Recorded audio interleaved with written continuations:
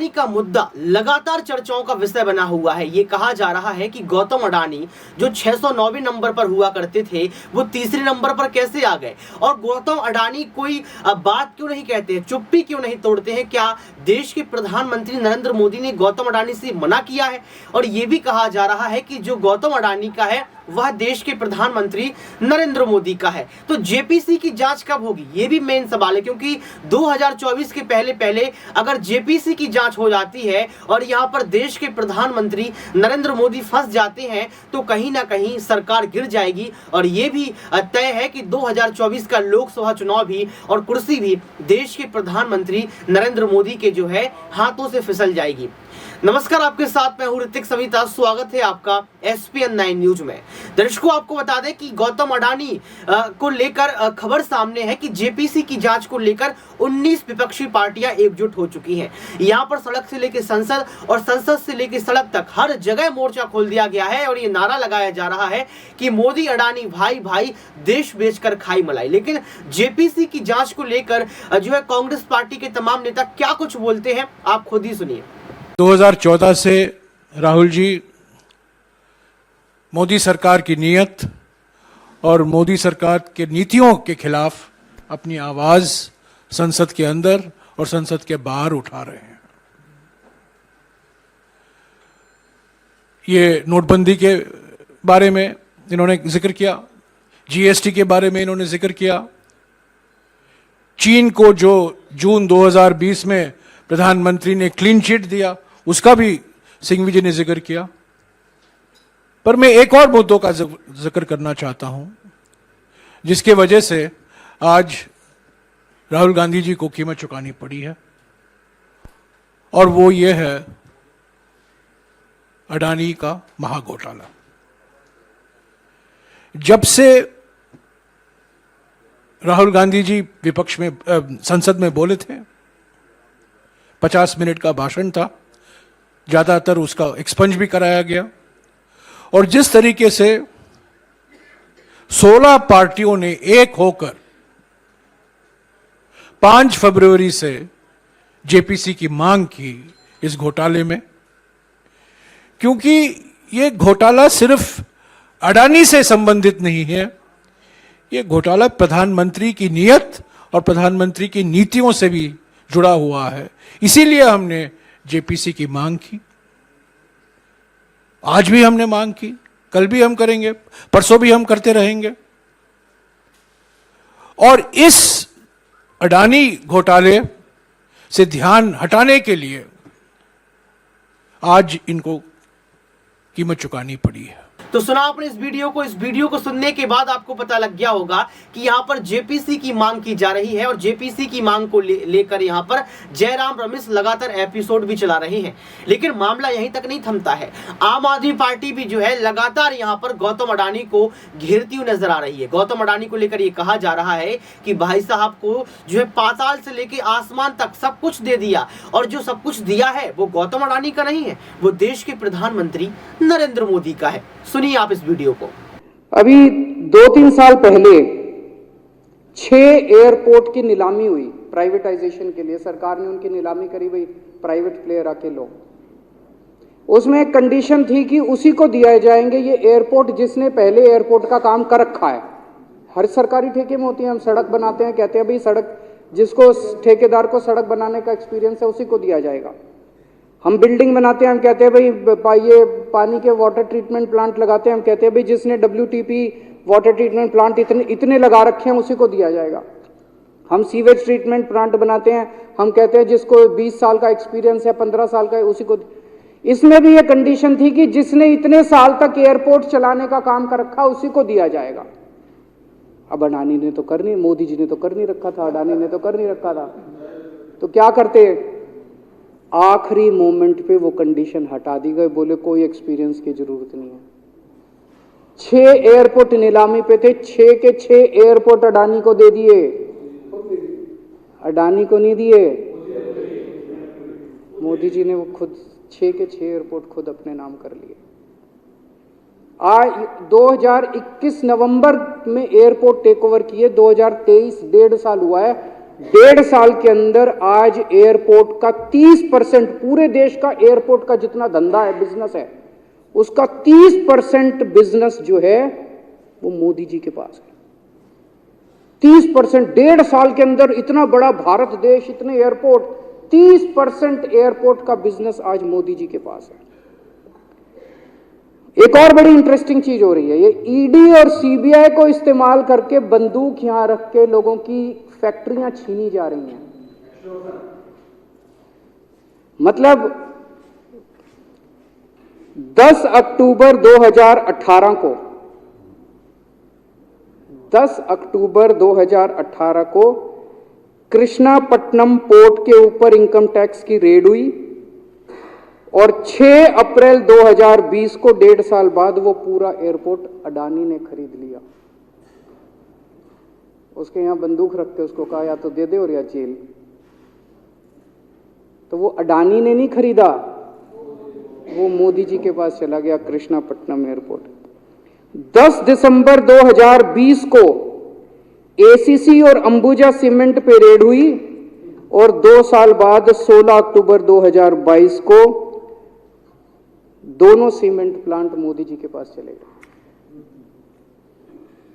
2020 जुलाई को मुंबई एयरपोर्ट का मालिक था जीवीके, उसके ऊपर सीबीआई और ईडी की रेड हुई, एफआईआर हुई और 1 महीने बाद मुंबई एयरपोर्ट जो है वो मोदी जी के पास चला गया, अडानी के पास चला गया। तो ईडी और सीबीआई पे रेड कराते हैं, उसको धमकाते हैं फैक्ट्री वाले को, कंपनी वाले को कि या तो जेल जा और या तेरी फैक्ट्री हमको दे दे। ये इधर तो सुनते थे हरियाणा की तरफ ये तुच्छी, इधर इसकी फैक्ट्री भी छीन ली, पंजाब में भी सुनते थे इसकी भी फैक्ट्री छीन ली, इसकी। पूरे देश के अंदर ये इतनी गुंडागर्दी मची पड़ी है कि ईडी की रेड करा देते हैं, सीबीआई की रेड करा देते हैं, यहाँ बंदूक रखते हैं और कहते हैं या तो फैक्ट्री दे दे और या जेल जा। ये क्या चल क्या रहा है इस देश के अंदर? इन्होंने अभी थोड़े दिन पहले ऑर्डर निकाला कि सारे जितने पावर प्लांट हैं, जितनी राज्य सरकारें हैं, पंजाब सरकार की, हमारी जो सरकार है उनके पास भी ऑर्डर आया, सारी सरकारों को जितना उनका कोयले की रिक्वायरमेंट है उसमें से 10% कोयला इंपोर्टेड इस्तेमाल करना पड़ेगा। और इंपोर्ट केवल मोदी जी करते थे, अडानी करता था। तो इसका मतलब आपको 10% अपना कोयला कंपलसरी, जरूरत नहीं है आपको कोयले की, लेकिन 10% कोयला आपको अडानी से खरीदना पड़ेगा।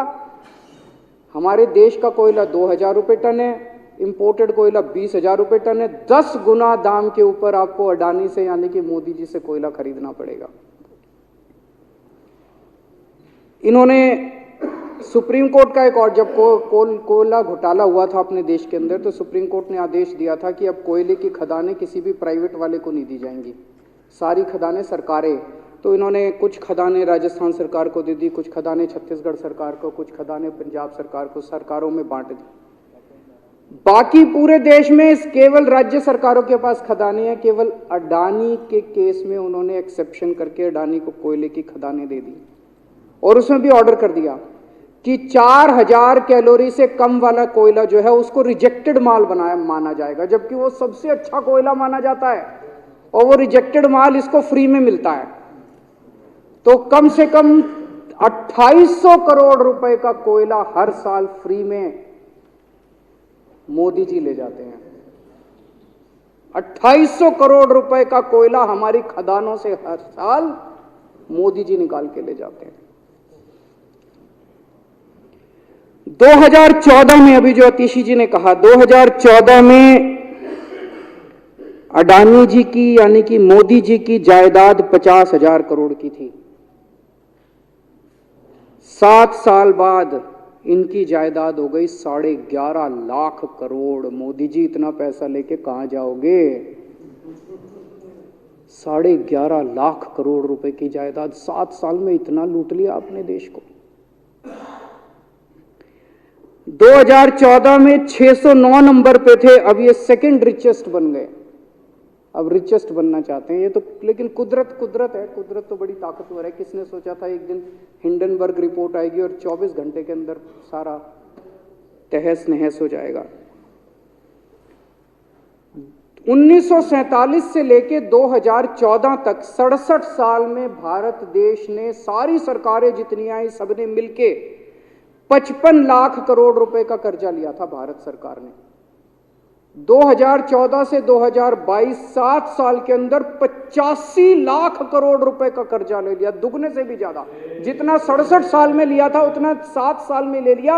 ये पैसा गया कहां? ये पैसा गया कहां? ये सारा इनकी जेब में गया। तो मैं जनता को कहना चाहता हूं, आप तो जीएसटी देते हो, अपने बच्चों का पेट काट के टैक्स देते हो, दूध पे, दही पे, हर चीज पे जीएसटी देते हो। वो जीएसटी का पैसा जाता है जनता की उसमें खजाने में, वहां से वो जाता है अडानी के खजाने में, और वहां से वो जाता है मोदी जी के खजाने में। दोनों हाथों से लूट मची हुई है, पूरे देश को लूट रहे हैं प्रधानमंत्री जी, मोदी जी पूरे दोनों हाथों से लूट रहे हैं। कोयला लूट रहे हैं, एयरपोर्ट लूट रहे हैं, सड़कें लूट रहे हैं, बिजली लूट रहे हैं, पानी लूट रहे हैं, कुछ नहीं छोड़ा, सब कुछ लूट रहे हैं। जितना कांग्रेस ने 75 साल में नहीं लूटा, उससे 10 गुना इन्होंने 7 साल के अंदर, 8 साल के अंदर लूट लिया देश को। अडानी का क्या रोल है इसमें? मोदी जी कम पढ़े लिखे हैं, उनको समझ नहीं है कि करना क्या। अडानी आके बताता है पैसा यहां लगा लो, इस देश में चलते हैं, वहां की ये कंपनी खरीद लेते हैं, ईडी को और सीबीआई को इसके पीछे लगा दो। वो सारा मैनेजमेंट करता है, दिमाग उसका, पैसा मोदी जी का। उसके बदले में उसको पता नहीं 10%, 15%, 20% कितनी कमीशन मिलती है, लेकिन दिमाग सारा अडानी का है। और मेरे को ज्यादा चिंता इस बात की है अध्यक्ष महोदय, प्रधानमंत्री जी कम पढ़े लिखे हैं, उनको कम समझ में आता है। लोग आके उनको कुछ ना कुछ कहीं भी जाते हैं या कोई विदेश से आता है, उसके जो भी विदेश से नेता आता है या कहीं जाते हैं तो 2 ही कंडीशन होती है। एक तो उसको कहते हैं भाई गले मिल ले, तो फोटो खिंचा ले, गले मिल ले, फोटो खिंचा ले, पार्क में घूम ले, तो वो फोटो खिंचाने के लिए उसको कहा जाता है भाई फोटो खिंचा ले, फोटो खिंचाने के लिए। और दूसरा उसको कहा जाता है भाई अडानी को ये ठेका दे दे, अडानी को ये ठेका दे दे। और कोई किसी कईयों को कहते हैं तारीफ कर दे, कोई आके कुछ नेता आके कहते हैं ना मोदी जी तो दुनिया के सबसे लोकप्रिय नेता है। उसने क्या लेना देना, मोदी जी दुनिया के सबसे लोकप्रिय, वो आके क्यों कह रहा है? बदले में वो देश, ये जो गोरे हैं ना, बहुत चतुर हैं, बहुत चालाक हैं, ये ऐसे इतने भोले वाले नहीं है कि यहाँ पे आए और कह गए मोदी जी दुनिया के, वो पता नहीं किस किस चीज पे साइन करा के ले जाते हैं, पता ही नहीं चलता बदले में क्या साइन करा के ले जाते हैं। यही हुआ था 17वीं 18वीं सदी के अंदर हमारे देश में। वो ईस्ट इंडिया कंपनी वाले आते थे, उस टाइम के हमारे राजे महाराजे भी ऐसे ही अनपढ़ होते थे, उनको कुछ अकल होती नहीं थी। उनके राज्य, उनके दरबार में आते थे, उनकी तारीफ करते थे, खूब तारीफ करते थे, और पता नहीं किस किस चीज पे साइन करा के ले गए। 100 साल के अंदर पूरा देश अंग्रेजों ने कब्जा कर लिया। वही हाल अब हो रहा अपने देश का कि हमारे कम पढ़े लिखे प्रधानमंत्री हैं, पैसे की हवस है, और मतलब जो भी आता है 2 लाइन उनके उसमें बोल दे, गले मिल ले, पार्क में घूम ले, अडानी को 2 कंपनियों का ठेका दे दे, बदले में पता नहीं देश का क्या क्या बेच दिया इन लोगों ने। बहुत चिंता है हम लोगों को देश की इस वक्त, जिस दौर से देश गुजर रहा है। मुझे लगता है कि आज़ादी के बाद से सबसे भ्रष्ट प्रधानमंत्री अगर कोई हुए हैं जिन्होंने देश को इतना लूटा है, तो वो आज मौजूदा प्रधानमंत्री हैं। और उसके ऊपर कम पढ़े लिखे हैं, उनको कुछ पता नहीं, कोई कुछ भी उनसे साइन करा के ले जाता है, किसी को कुछ पता नहीं चलता।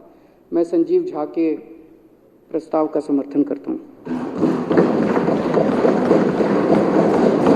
तो सुना आपने इस वीडियो को सुनने के बाद आपको पता लग गया होगा कि यहाँ पर दोनों जो है मजबूत पार्टियां, राष्ट्रीय पार्टियां जो है जमकर बीजेपी पार्टी को घेर रही हैं। लेकिन अब वक्त ये तय कर देगा कि आखिर जेपीसी की जांच कब होगी और कब दूध का दूध पानी का पानी होगा। और अगर देश के प्रधानमंत्री नरेंद्र मोदी फंस जाते हैं तो क्या कुर्सी छोड़नी पड़ेगी? आज के लिए सिर्फ इतना ही। देखते रहिए SPN9 न्यूज।